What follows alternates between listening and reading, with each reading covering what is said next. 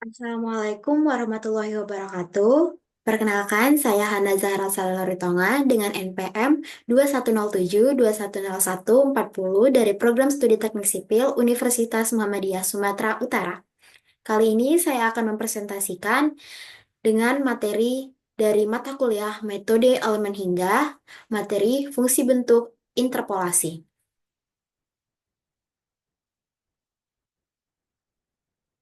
Sebelumnya, kita masuk ke latar belakang dari fungsi bentuk, yang merupakan kunci dari metode elemen hingga, yaitu pergeseran pada suatu elemen yang diberikan oleh persamaan interpolasi yang berbentuk persamaan linear atau dikenal sebagai fungsi bentuk atau shape function, dengan rumus U sama dengan SI dikali UI ditambah SJ dikali UJ, di mana U dan U di sini adalah perpindahannya. Dan yang mau kita cari adalah perpindahan yang belum diketahui nilainya. Faktor penggunaan fungsi bentuk ada dua, yaitu yang pertama, dimensi elemen, yaitu ada dimensi elemen dimensi 1, 2 dimensi, dan 3 dimensi. Yang kedua, dari faktor bentuk elemen. Terdapat segitiga atau triangular, segi empat atau kuadrilateral, 4 sisi, atau tetahedral 6 sisi, atau heksahedral, variasi variabel pada elemen atau linear kuadratik atau degree yang lebih tinggi. Yang pertama kali kita bahas yaitu fungsi bentuk pada elemen 1. Fungsi bentuk elemen 1 terbagi tiga, yaitu elemen linear, ada fungsi polinomial tingkat 1. Yang kedua, elemen kuadratik, interpolasi kuadratik dengan elemen tidak linear. Yang ketiga, elemen polinomial umum. Polinomial umum ini adalah kombinasi dari menurunkan fungsi kuadratik dan linear di atas.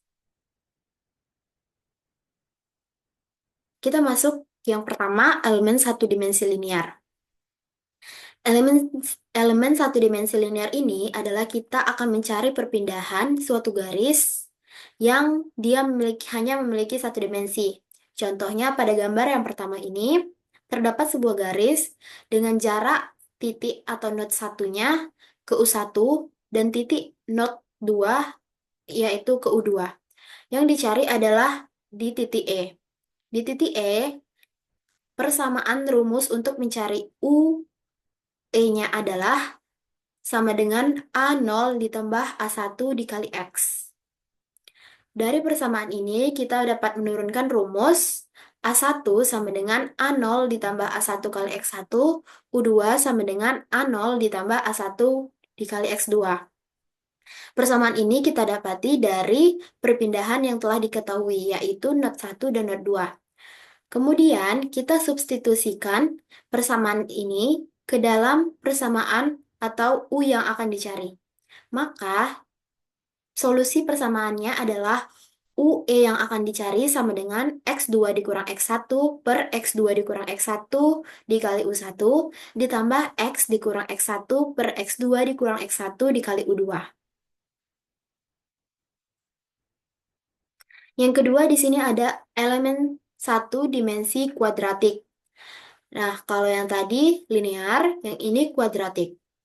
Kita dapat melihat gambar di sini perpindahannya tidak stabil seperti yang tadi. Di sini perpindahan di U2 melengkung, di U1 dan U3 lebih rendah. Dan dicari perpindahan di not yang E. Yang diketahui not 1, not 2, dan not 3. Persamaan UE-nya adalah UE yang akan dicari sama dengan A0 ditambah A1 dikali X ditambah A2 dikali X pangkat 2. Kemudian dari persamaan not 1, not 2, dan not 3, kita mendapat hasil ketiga persamaan ini. Untuk U1 sama dengan A0 ditambah A1 dikali X1 ditambah A1 dikali X1 kuadrat. Untuk U2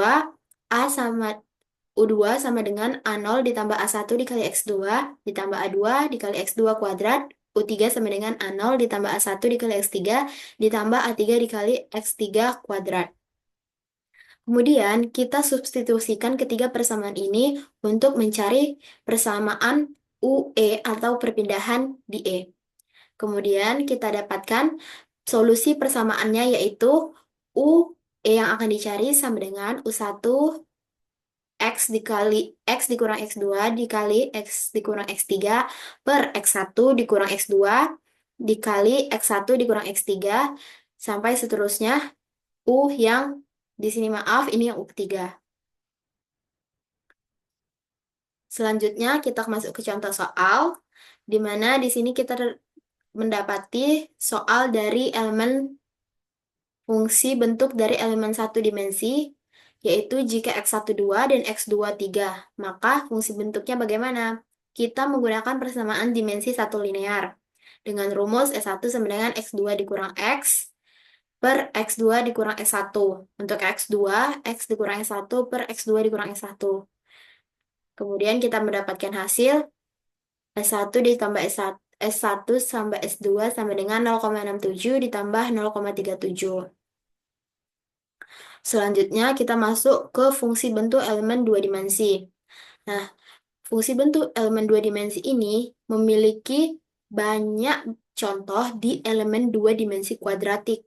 Karena kuadratik terdapat beberapa gambar yang notnya eh, banyak terdapat banyak not di gambar-gambarnya. Namun bentuk elemen dua dimensi ini terdapat dua bagian, yaitu yang pertama elemen dua dimensi linear dan elemen dua dimensi kuadratik. Yang pertama, elemen dua dimensi linear seperti ini. Ini rectangular isoparametric 4 not, ada terdapat 4 not, quadrilateral isoparametric 4 not, dan triangular 3 not. Namun yang kita bahas kali ini hanya di rectangular dan triangularnya saja. Dan elemen dua dimensi kuadratik terdapat banyak not di sini. Namun kali ini kembali lagi yang kita bahas adalah di elemen dua dimensi linear yaitu rectangular dan triangular, 3 not.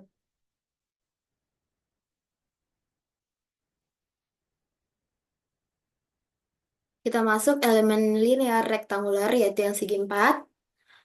Untuk rektangular, kita bisa lihat dari gambar pada sebuah persegi ketika terdapat 4 not di setiap titiknya itu, maka nilainya untuk di not 1, minus 1, minus 1, not 2, 1, minus 1, not 3, minus 1, 1, dan 1, not 4, 1, 1.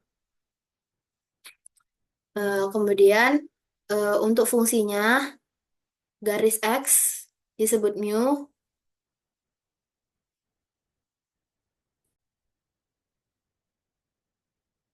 Nah, di sini untuk garis X-nya kita sebut zeta dan garis Y-nya disebut mu.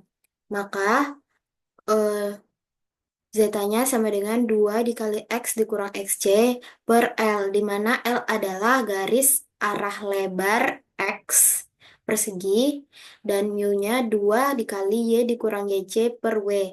Dan W adalah garis tinggi persegi atau garis X-nya, tinggi X-nya.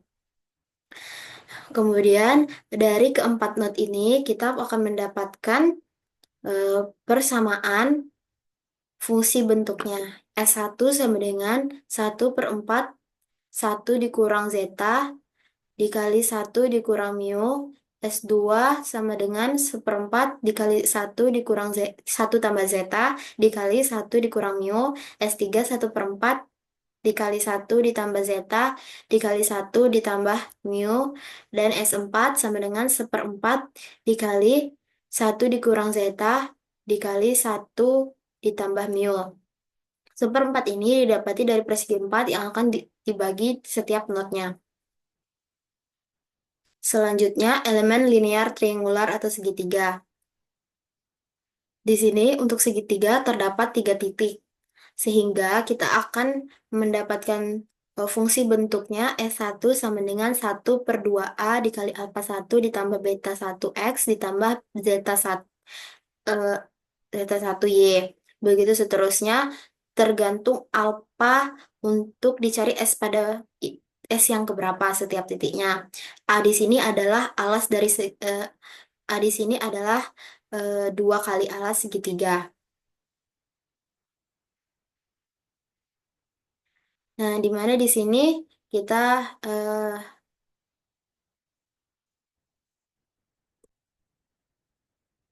di mana rumus dari alfa I sama dengan X J dikali YK dikurang XK dikali YJ.